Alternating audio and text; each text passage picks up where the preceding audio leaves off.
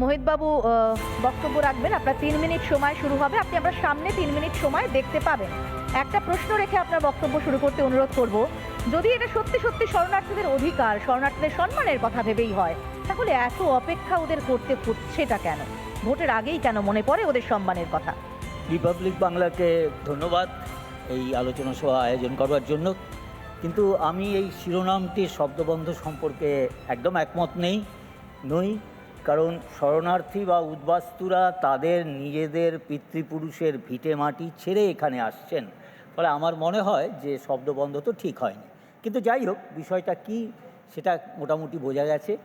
প্রথম কথা হচ্ছে, যেটা খুব পরিষ্কার করে বোঝা উচিত পশ্চিমবঙ্গের মানুষদের বিশেষ করে, যে আইনটাতে বলা আছে যে পাকিস্তান, বাংলাদেশ এবং আফগানিস্তানে ধর্মীয় কারণে অত্যাচারিত মানুষদের ভারত আশ্রয় দেবে। একটি বিশেষ দিনের সময়সীমা করা হয়েছে 31শে ডিসেম্বর 2014। কিন্তু গুরুত্বপূর্ণ বিষয়টা এই যে এই প্রতিবেশী দেশগুলো ইসলাম ধর্মাবলম্বী সংখ্যাগরিষ্ঠ দেশ এবং সেখানে সংখ্যালঘুরা থাকতে পারে না। এই আইনটি সমস্ত ভারতবাসীকে ইসলামিক মৌলবাদের সমস্যা সম্পর্কে পরিষ্কার করে দিচ্ছে।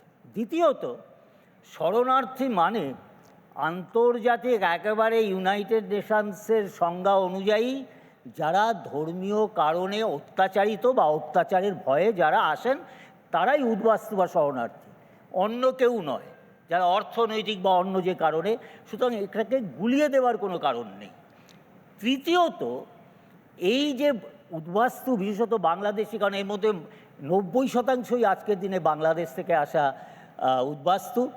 মনে রাখবেন, বাংলাদেশ, আমি পূর্ব পাকিস্তান বলছি না, বাংলাদেশ, যাকে নিয়ে অনেক আবেগ টাবেগ করা হয়, এই বাংলাদেশ থেকে আসা যে উদ্বাস্তুরা, তাদের নাগরিকত্বের জন্য সিপিআইএম তাদের 2012 কোজিকেটে যে তাদের সম্মেলন হয় পার্টির, সেখানে তারা প্রস্তাব পাশ করেছে এবং সেই প্রস্তাবে এই কথাটাই বলা ছিল, বাংলাদেশের সংখ্যালঘু মানুষদের কথা। এবং মতুয়াদের যে সম্মেলন 2010 সালে হয়েছিল, সেখানে সব দল, বিজেপি ছিল, সিপিএম ছিল, সবাই তাদের কথা বলেছে।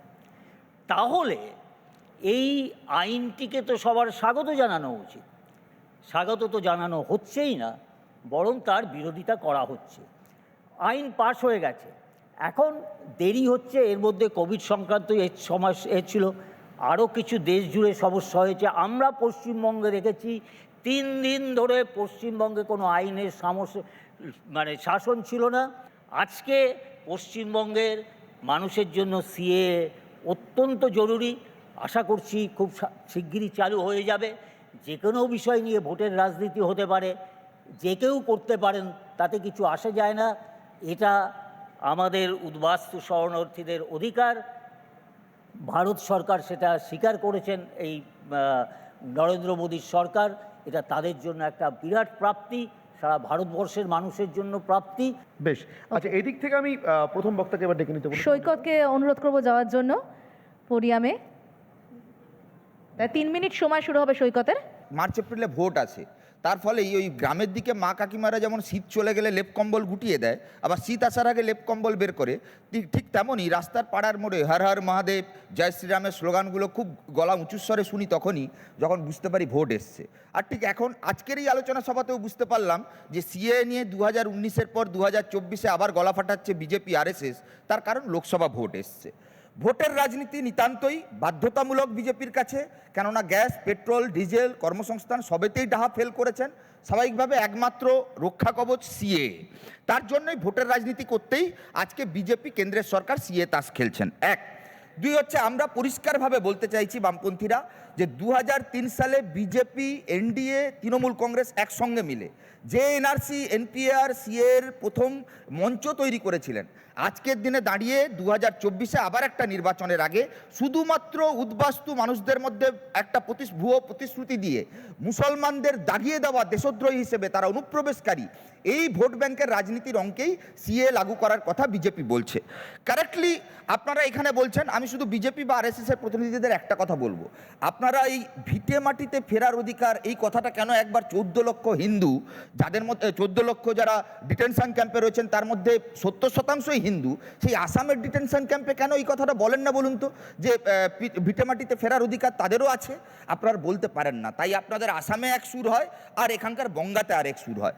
যদি কেউ নাগরিক না হয়, যদি তার জন্মগত অধিকার সূত্রে সে ভারতবর্ষের নাগরিক না হয়, তাহলে আপনার সেন্ট্রাল ক্যাবিনেট মিনিস্ট্রিতে একজন বসে রয়েছেন বঙ্গার এমপি, তাকে কেন সবার আগে অনুপ্রবেশকারী কিংবা ভারতের নাগরিক নন এই তকমা কেন দিতে পারেন না? দিতে পারেন না তার কারণ এই আপনারাই এই দেশের রাজনীতিতে এস্টাবলিশড করেছেন যে মুসলমান মানে মৌলবাদী। আমরা বামপন্থীরা বিশ্বাস করি না। অ্যাজ ইউজুয়াল আরএসএসের সঙ্গে দীর্ঘকালীন আন্ডারস্ট্যান্ডিংয়ের লড়াই, মতাদর্শের লড়াই। আমরা বলছি বাংলাদেশে মৌলবাদীদের দ্বারা আক্রান্ত হওয়া বেশিরভাগ ব্লগার, তাদের মধ্যে হিন্দু মেজরিটি, সংখ্যালঘুও রয়েছে, তাদেরকে একবার নাগরিকত্ব দেওয়ার কথা বলবেন না? সংখ্যালঘু ব্লগার, সে নাগরিকত্ব পেতে পারে না ভারতবর্ষে, কারণ তার নামটা মুসলমান বলে। এখন বাড়িতে প্রত্যেকের মধ্যে একটা ভয় ডর কাজ করছে। হঠাৎ করে একটা মেসেজ ঢুকছে, আপনার আধার কার্ড বাতিল হয়ে যাচ্ছে। যে আধারের জন্য লাইনে দাঁড় করালেন, যে আধারের জন্য কেওয়াইসি ফর্ম ফিল আপ করালেন, ব্যাংকের লাইন, আবার আপনার ডকুমেন্ট জমা দেওয়ার লাইন, একের পর এক হ্যারাসমেন্টের পর আধারের একটা কার্ড পাওয়া গেল। বড় বড় করে উঁচু গলায় বলে দিলেন যে আধারটা নাকি আমাদের ভারতীয় নাগরিকত্বের প্রমাণ নয়। তাহলে আজকের দিনে দাঁড়িয়ে কাদের মনে ভয় ডর তৈরি করতে চাইছেন? আসলে তারাই ডকুমেন্ট জমা দিতে পারে না, তাদের কাছেই কাগজের অভাব থাকে। যারা গরিব প্রান্তিক খেটে খাওয়া মানুষ, তাদের মধ্যে যদি শঙ্কা তৈরি করা যায়, তাদেরকে যদি বেঘর করা যায়, ভিটে মাটি ছাড়া করা যায়, তাহলে কম শ্রমে কম পুঁজিতে বেশি পরিমাণে শ্রমিক তৈরি করা যাবে। ভিটে মাটি ছাড়া শ্রমিক, উদ্বাস্তু শ্রমিক, আর তাদেরকে বেশি করে খাটিয়ে কম টাকায় তাদের শ্রমকে ব্যবহার করে তাদেরকে গৃহহীন, ভিটে মাটিহীন করে ভোট ব্যাংকের রাজনীতিতে খুব সুন্দর ব্যবহার করা যাবে। এটাই বড় এজেন্ডা। আর তার ছোট্ট এজেন্ডা হলো খুব সহজে খেলে দাও এই কার্ডটা।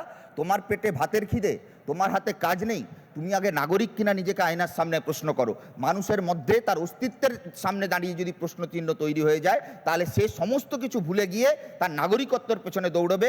এটাই বিজেপি, আরএসএস, মোদি চায়। তাই 2024-এর আগে এই লাইনে দাঁড় করবার জন্য, ডিটেনশন ক্যাম্পে পাঠানোর জন্য আবার একটা ক্ষেত্র তৈরি করবার রাজনীতি এ রাজ্যের মাটিতে, গোটা দেশের মাটিতে ভারতীয় জনতা পার্টি, মোদী সরকার করছে।